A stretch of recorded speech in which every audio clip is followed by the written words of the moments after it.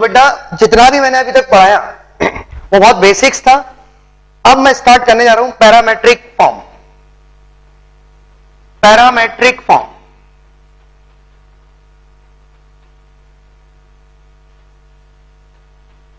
Parametric form बेटा बहुत ही important article है। पैरामेट्रिक फॉर्म स्ट्रेट लाइन का सबसे इंपॉर्टेंट आर्टिकल पढ़ाने जा रहा हूं मैं। पैरामेट्रिक फॉर्म बहुत ही इंपॉर्टेंट, मैं बार बार बोल रहा हूं बेटा, इसको समझो यार। मैं इस आर्टिकल को कॉनिक तक ले जाऊंगा, कॉनिक तक इसको हम यूज करते हैं। पैरामेट्रिक फॉर्म जबरदस्त है। ये लास्ट आर्टिकल है। इसके पहले मैंने आपको एक बार फिर से रिकॉल कराता हूं। Slope intercept form, slope intercept form, point form, 2 point form, intercept form,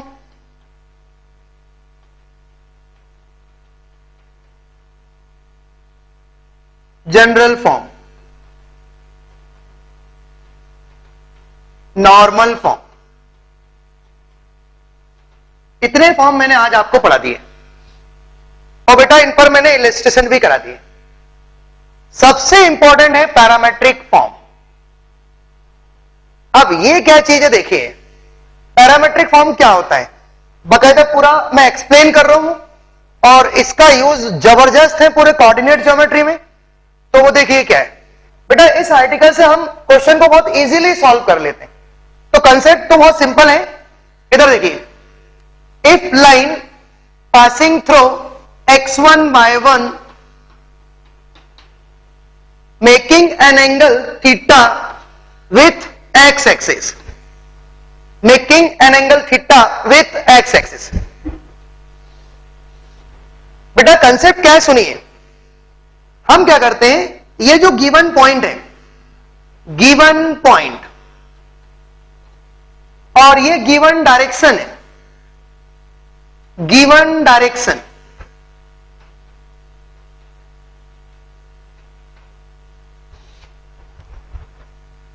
given point और गिवन डायरेक्शन। अब मैं क्या करता हूं, इस पॉइंट से मैं r डिस्टेंस चलता हूं, इस पॉइंट से मैं r डिस्टेंस चला तो मुझे एक पॉइंट मिला। तो बेटा इस पॉइंट के जो कोऑर्डिनेट्स होते हैं, मान लीजिए ये पॉइंट है x, y, तो बेटा इस पॉइंट के कोऑर्डिनेट्स होंगे x बराबर x1 plus minus r cos theta, y बराबर y1 plus minus r sin theta. इनको बोलते हैं बेटा पैरामेट्रिक कोऑर्डिनेट्स। r यहां पर क्या है बेटा, डिस्टेंस।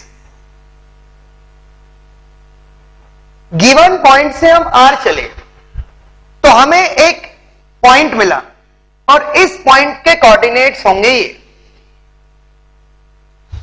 अब सुनिए बेटा, इनको बोलते हैं पैरामेट्रिक कोऑर्डिनेट्स। आप ध्यान से देखना, यदि मैं r को चेंज करते जाता हूं, आप देखिए बेटा ये फिक्स पॉइंट है और ये डायरेक्शन फिक्स है। अब मैं इस लाइन पर चल रहा हूं, अभी r यहां है, फिर r यहां है, r को मैं चेंज करते जाऊंगा तो ये क्या बन रही है, line. If r variable then it's straight line, then this point का लोकस क्या होगा, एक स्ट्रेट लाइन। यदि r वेरिएबल है तो लाइन ड्रॉ करेंगे हम। अब देखना बेटा, मतलब इस पॉइंट का लोकस क्या है, इस पॉइंट का लोकस है, इस पॉइंट का लोकस है स्ट्रेट लाइन, स्ट्रेट लाइन। कब बेटा, जब r वेरिएबल हो।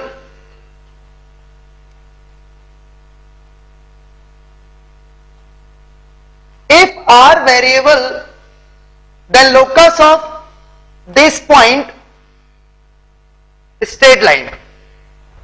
और मान लीजिए, फिर से देखना इधर, ये बेटा गिवन पॉइंट था और ये डायरेक्शन है। गिवन पॉइंट फिक्स है और मान लीजिए डिस्टेंस फिक्स है। अब डिस्टेंस फिक्स हो गई, पॉइंट फिक्स है और डिस्टेंस फिक्स है। इस केस में क्या क्या फिक्स था बेटा? पॉइंट फिक्स था और डायरेक्शन फिक्स थी। डायरेक्शन फिक्स थी, पॉइंट फिक्स था और आर वेरिएबल था।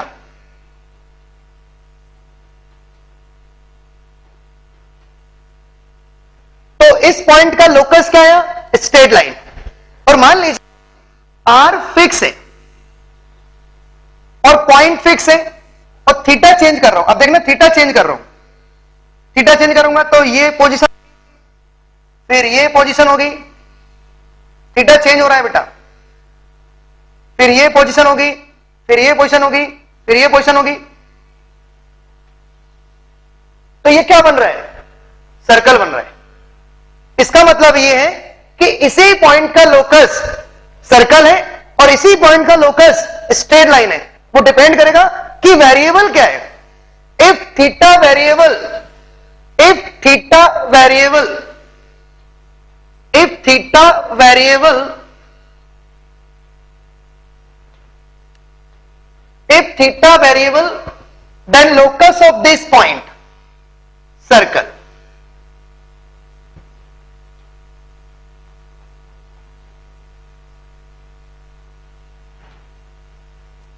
बेटा यदि थीटा वेरिएबल है तो इस पॉइंट का लोकस सर्कल होगा और यदि आर वेरिएबल है तो इस पॉइंट का लोकस स्ट्रेट लाइन होगा। बेटा बहुत ही इंपॉर्टेंट कंसेप्ट है ये, इसको अच्छे से नोट करो। अब मैं इस पर इलस्ट्रेशन कराऊंगा। तो आपने क्या सीखा बेटा? जब भी ये तीन चीजें दिख जाए, पॉइंट, डायरेक्शन, डिस्टेंस, तो ये है पैरामेट्रिक कोऑर्डिनेट्स। बेटा मैंने इसके दो आंसर दिए वो डिपेंड करेगा कि वेरिएबल क्या है। If theta variable, then locus of this point circle. If R variable, then locus of this point straight line।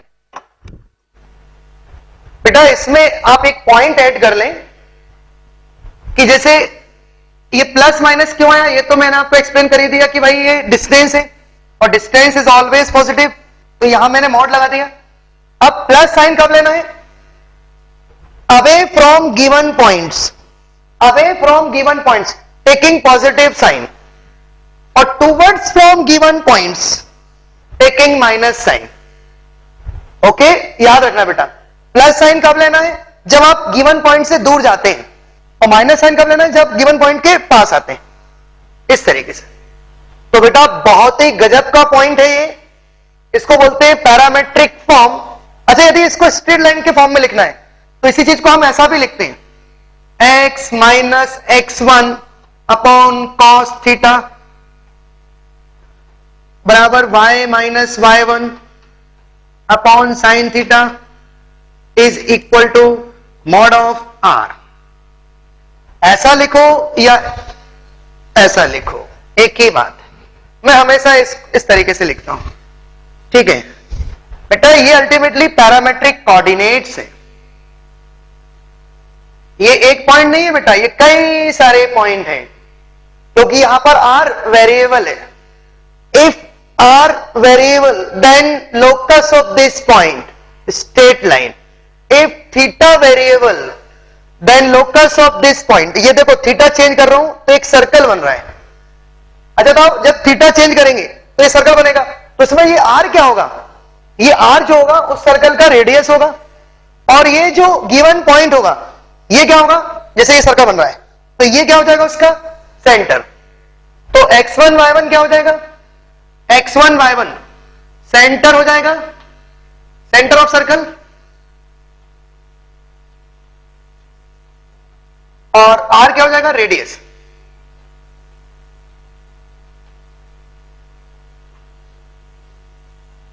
यदि थीटा वेरिएबल है तो ठीक है बेटा।